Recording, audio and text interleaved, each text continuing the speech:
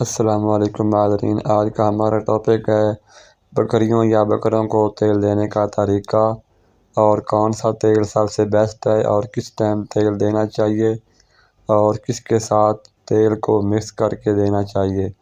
تو یہ complete information آج ہم اس ویڈیو کے اندر بتائیں گے۔ اگر ہم تیل کی بات کریں تو جو سب سے اچھا اور مفید تیل ہے وہ سرسوں کا تیل ہے، اس کے فائدے بے شمار ہیں۔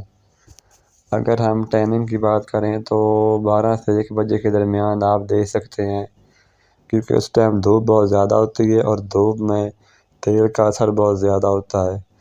اگر ہم بات کریں اس کو کس میں مکس کر کے دینا چاہیے تو آپ پانی میں بھی مکس کر کے دے سکتے ہیں، دہی میں بھی مکس کر کے دے سکتے ہیں اور لسی میں بھی مکس کر کے دے سکتے ہیں، اس کا کوئی نقصان نہیں ہے۔ اور اگر ہم اس کے فائدے کی بات کریں تو اس کے بے شمار فائدے ہیں۔